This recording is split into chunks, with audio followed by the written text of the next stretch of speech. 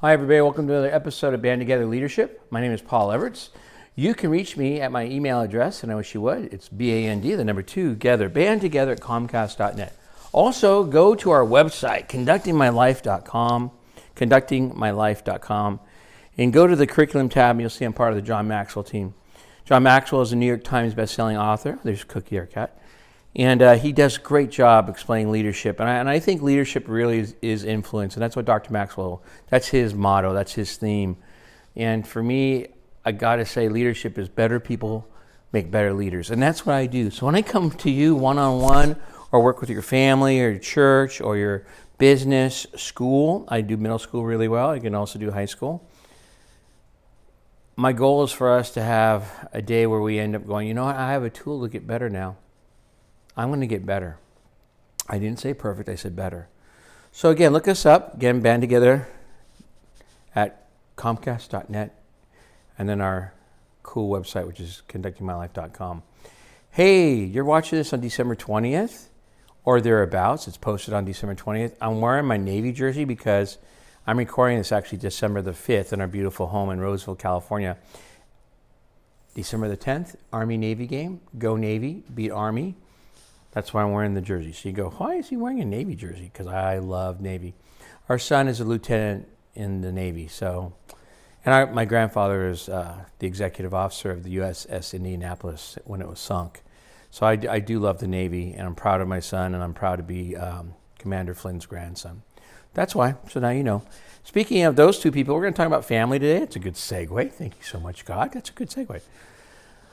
So let me just give you the lens of how I look at a family, and I don't want you to turn this off. I'm going to say to you, this is my lens. I'm going to give you keys to how come the family is important and unlock that. But I definitely think you need to know where I'm coming from with family. I come from a broken family. My mom and dad got a divorce when I was 7. My mom and dad were both alcoholics. They struggled. The marriage is volatile. Dad drove me down to Carmel. My mom had already moved in with her sister, my aunt, and my 2 sisters. And I think they had just turned maybe 5 or 6. And I never saw my dad again. That is my lens. And I fought really hard to say, I'm going to not be my father's son. All right, that's where I'm at. And it's worked out well. We have a healthy daughter who's now 26, and we have a healthy son who I told you earlier is a lieutenant in the Navy. He's 28. I studied my rear end off on how to be a father. I read. I watched videos. I went to conferences. Because I didn't have a good one. So the only way I could know what a good one was to hang around good ones, good fathers, good husbands. So that's my lens. And so when I look at a family, yes, I'm old-fashioned. I'm 56 years old, and I see mom and dad. That's a family to me. Now, for some of you, you see it differently. I'm not here to convince you you're right and I'm wrong, or I'm right and you're wrong. That's not what I'm here to do. I'm here to tell you family is one of those things that helps make today count. And however your family looks, that's what I'm talking about. For me, now it's just Diana, my wife, and me. I don't have any children around. I got this annoying cat right now who seems to be a pain in my rear end. But anyway, so that's my lens. I'm not here to preach at you. And I'm not here to tell you you're doing it wrong or right. All I'm here to tell you is that I'm married to Diana. We have 2 children. We now have a daughter-in-law and 2 grandsons. We're going to have a son-in-law in October of 2023. That is our family. And that's how I look at it. However, I'm going to read this first thing to you that Dr. Maxwell says. Dr. Maxwell says that he came to the conclusion success meant having those closest to me love and respect me the most. Those who are closest to me love and respect me the most. So the one, Diana, I need to make sure that I am earning her love. I'm earning her respect because she's the closest to me. And when PJ and Katie were children, meaning from 0, yes, 0 in the womb, child, 0, no drinking, all that cool stuff, supporting Diana when she doesn't feel well, 0, to when they left the house, or really 18, I really believe 18, but I need to have PJ and Katie love and respect me the most. So that's what we're working on right now. So you make the decision to communicate with and care for your family every day, daily. And so he's got several things. He says, determine your priorities, decide on your philosophy.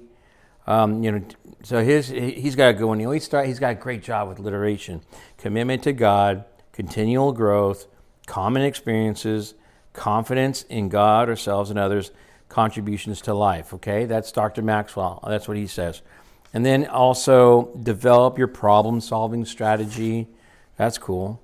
And then we're going to talk about management. So let me just take one off the top of my head.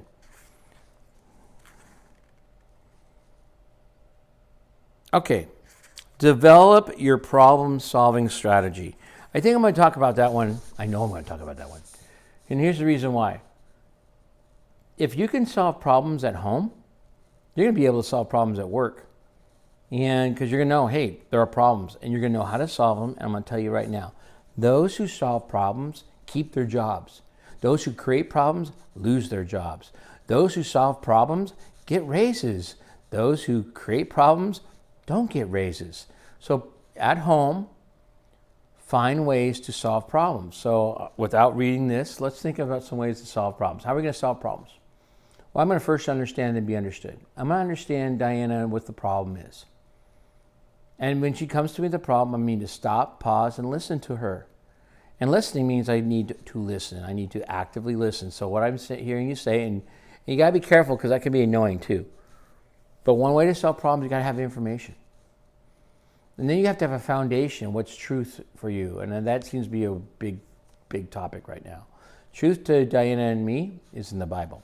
That's the truth. That's how we figure out what the truth is. You will have your own way to figure out the truth. But you have to have some foundation, right and wrong. So you have to have a moral compass. All right? And you're going to solve problems together. That's one thing Chaplain John taught me. He said, you're in this together, Paul. It's team efforts, Diana and you, so solve problems together. And I think that's something you should do, even with your children. Solve the problems together. Let them talk. Let them hear how smart they are, and also how much they need to learn and how stupid they are. So now we're going to manage the discipline of family. To desire to make your family a priority is one thing. Actually living it out is something else. Dr. Maxwell found that it's often easier to get the approval of strangers and colleagues than it is to get respect from those who know you the best. Amen. So Dr. Maxwell has this as his practice. This is his discipline. He goes, me too. I attempt to do this. Every day, I work hard on gaining the love and respect of those closest to me. So that's different than the first one. So every day I work hard on gaining the love and respect of those closest to me. The platinum rule. Do unto others better than they do unto you. You treat others better. And I think you're going to have a greater chance to earn it and love your respect. And you can't stop. You can't, oh, there's Cookie. You can't stop. So he says, put your family on the calendar first. Why not? You know, did I miss soccer games? Unfortunately, yes. Did I miss baseball games? When he got older, yeah, otherwise I was coaching the baseball games. I don't coach soccer that well. But I would do everything I could to make it to PJ and Katie's events. And bless them, they were in band, so we were together a lot, and that helped. Create, maintain family traditions. That's one thing. Oh my gosh. What traditions do you have that you need to see continued in your family? Super idea. Continue the traditions. You know, hanging socks. There's our socks for Christmas, okay? So what traditions do you have? Keep them and then share them. All right, and then two more. Express appreciation for each other. Oh my gosh, listen to this. Psychologist William James said, in every person from the cradle to the grave, there's a deep craving to be appreciated. Isn't that so? I tell Diana every day, I love you. I email her, I text her every day, I love you. Now, the weekends I don't because we're here together, but every day I go to work, I love you. And she does the same thing. I will put notes up in the cabinets for her. I will buy her something that she wants. I do all I can to show my appreciation. I do that for PJ and Katie. I'm starting to do that more and more with our daughter-in-law, Ashley, whom I love dearly, and Devin. Because as far as I'm concerned, they are now part of the family. And keep in mind, too, they have their own families. It's PJ, Ashley, Wyatt, Jason, and the dog Lulu. That's their family. It's not my family. I know it sounds weird to you. That's not my family. Sure, extension, of course. But that's PJ's family. That's Ashley's family. The same thing's going to happen when Devin and Katie are married. That's their family. That's not my family. I can't interfere, man. I will be more than happy to give my advice when I'm asked for it. If it's something really crucial, I better pray hard about it before I just offer my advice.